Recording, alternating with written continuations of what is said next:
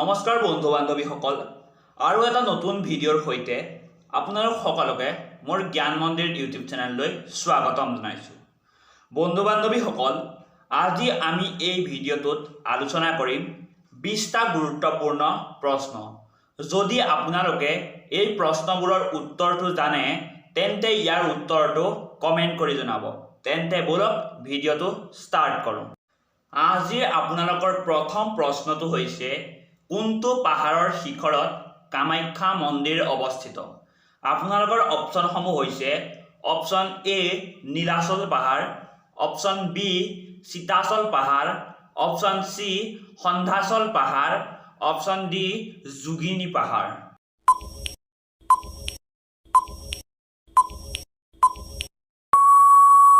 শুদ্ধ উত্তৰটো হৈছে অপশ্যন এ নীলাচল পাহাৰ। 2 নম্বৰ প্ৰশ্নটো হৈছে, অসমৰ ৰাজধানী শ্বিলঙৰ পৰা দিছপুৰলৈ কোন চনত স্থানান্তৰিত কৰা হয়? আপোনালোকৰ অপশ্যনসমূহ হৈছে অপশ্যন এ 1950 চনত, অপশ্যন বি 1955 চনত, অপশ্যন চি 1971 চনত, অপশ্যন ডি 1973 চনত।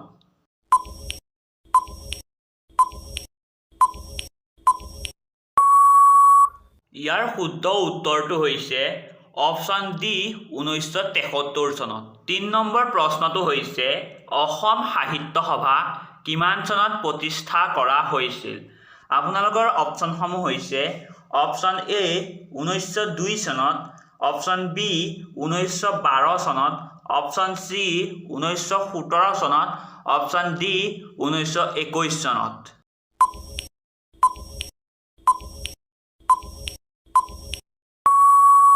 শুদ্ধ উত্তৰটো হৈছে অপশ্যন চি 1917 চনত। 4 নম্বৰ প্ৰশ্নটো হৈছে, অসম সাহিত্য সভাৰ প্ৰথমখন অধিৱেশন ক'ত অনুষ্ঠিত হৈছিল? আপোনালোকৰ অপশ্যনসমূহ হৈছে option A Kamrup, option B Sivasagar, option C Barpeta, option D Dhubri.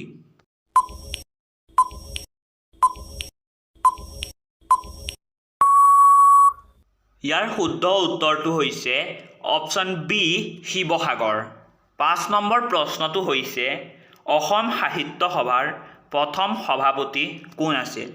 আপোনালোকৰ অপশ্যনসমূহ হৈছে option A Lakshminath Bezbaruah, option B Padmanabha গোহাঁইচি Barua, option C Hemchandra Goswami, option D Prabhat Chandra Barua.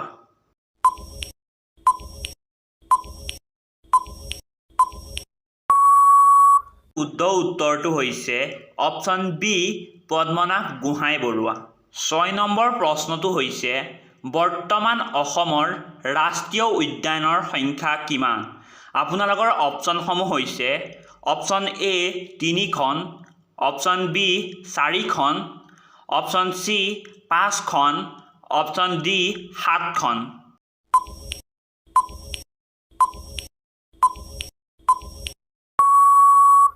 ইয়াৰ শুদ্ধ উত্তৰটো হৈছে অপশ্যন ডি 7খন। 7 নম্বৰ প্ৰশ্নটো হৈছে, বৰ্তমান ব্ৰহ্মপুত্ৰ নদীৰ ওপৰত মুঠ দলঙৰ সংখ্যা কিমান? আপোনালোকৰ অপশ্যনসমূহ হৈছে অপশ্যন এ 4খন, অপশ্যন বি 5খন, অপশ্যন চি 6খন, অপশ্যন ডি 7খন।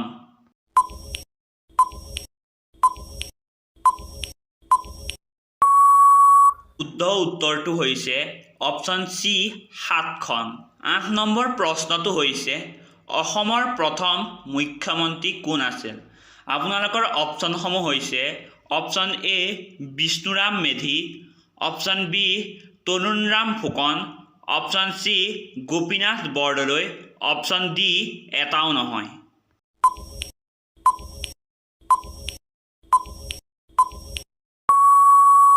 ইয়াৰ শুদ্ধ উত্তৰটো হৈছে option C Gopinath Bordoloi. 9 number প্ৰশ্নটো হৈছে, শ্ৰীমন্ত শংকৰদেৱৰ কোন চনত জন্ম হৈছিল? আপোনালোকৰ অপশ্যনসমূহ হৈছে অপশ্যন এ 1352 চনত, অপশ্যন বি 1432 চনত, অপশ্যন চি 1449 চনত, অপশ্যন ডি 1465 চনত।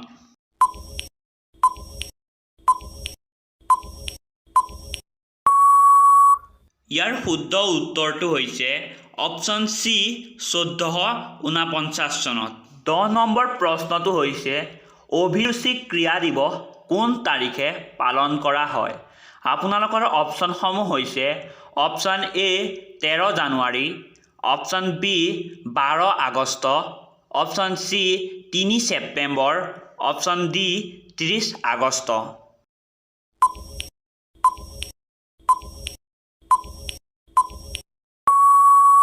ইয়াৰ শুদ্ধ উত্তৰটো হৈছে অপশ্যন চি 3 ছেপ্টেম্বৰ। 11 নম্বৰ প্ৰশ্নটো হৈছে অসমত আহোম ৰাজ্যৰ শেষৰজন ৰজা কোন আছিল? আপোনালোকৰ অপশ্যনসমূহ হৈছে option A Gobar Raja, option B Sukaphaa, option C Purandar Singha, option D Jogeswar Singha.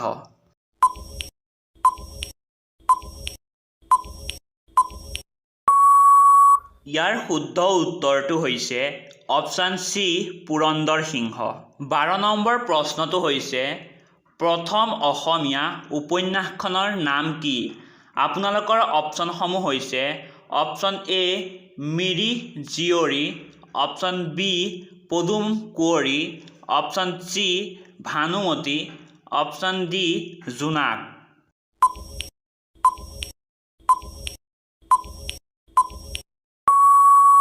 ইয়াৰ শুদ্ধ উত্তৰটো হৈছে অপশ্যন চি ভানুমতী। 13 নম্বৰ প্ৰশ্নটো হৈছে জ্ঞানপীঠ বঁটা লাভ কৰা প্ৰথম অসমীয়া কোন? আপোনালোকৰ অপশ্যনসমূহ হৈছে option A Indira Goswami, option B Birendra Kumar Bhattacharya, option C Bhupen Hazarika, option D Hemchandra Barua.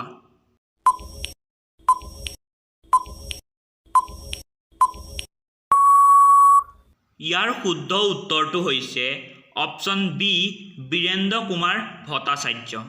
14 নম্বৰ প্ৰশ্নটো হৈছে কাৰ ৰাজত্বকালত হিউৱেন চাঙে অসম ভ্ৰমণ কৰিছিল? আপোনালোকৰ অপশ্যনসমূহ হৈছে option A Pushya Varman, option B Mahendra Varman, option C Bakshapal, option D Bhaskar Varman.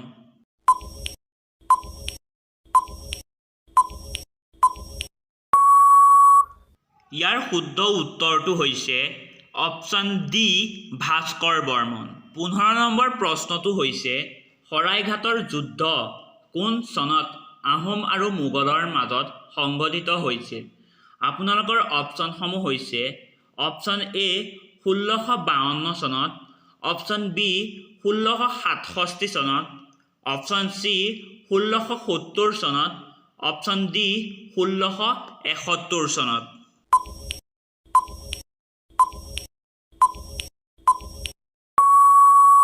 ইয়াৰ শুদ্ধ উত্তৰটো হৈছে অপশ্যন ডি 1671 চনত। 16 নম্বৰ প্ৰশ্নটো হৈছে মহাত্মা গান্ধীয়ে কেতিয়া প্ৰথম অসম ভ্ৰমণ কৰিছিল?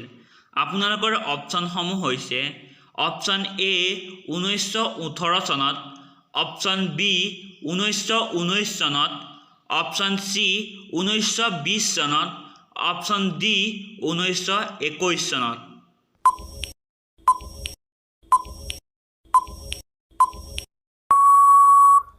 ইয়াৰ শুদ্ধ উত্তৰটো হৈছে অপশ্যন ডি 1921 চনত। 17 নম্বৰ প্ৰশ্নটো হৈছে অসমৰ প্ৰথম বেৰিষ্টাৰ কোন? আপোনালোকৰ অপশ্যনসমূহ হৈছে option A Haliram Deka, option B Pranab Kumar, option C Anandaram Barua, option D Parul Das.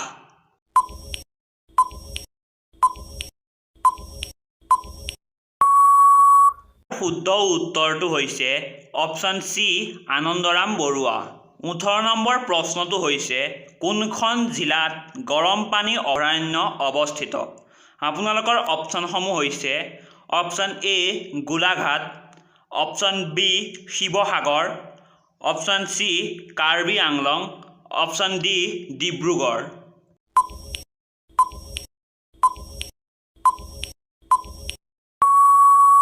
শুদ্ধ উত্তৰটো হৈছে option C Karbi Anglong. 19 number প্ৰশ্নটো হৈছে কোনটো বছৰত অসমত ৰাষ্ট্ৰীয় ক্ৰীড়া অনুষ্ঠিত হৈছিল? আপোনালোকৰ অপশ্যনসমূহ হৈছে অপশ্যন এ 2002 চনত, অপশ্যন বি 2004 চনত, অপশ্যন চি 2005 চনত, অপশ্যন ডি 2007 চনত।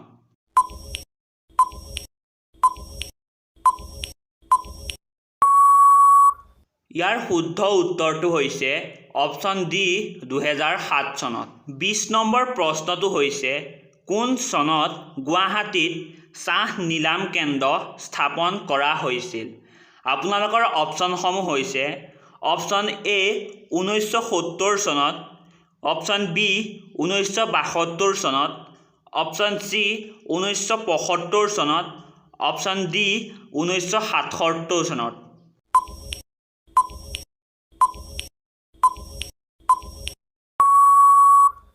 বন্ধু বান্ধৱীসকল, এই প্ৰশ্নটোৰ উত্তৰ যদি তোমালোকে জানা তেন্তে ইয়াৰ উত্তৰটো কমেণ্ট কৰি জনাবা। আজিলৈ ভিডিঅ'টো ইমানেই। আৰু এটা নতুন ভিডিঅ'ৰ লগত তোমালোকক লগ পোৱাৰ প্ৰতিশ্ৰুতিৰে আজিলৈ বিদায় মাগিছোঁ। ধন্যবাদ।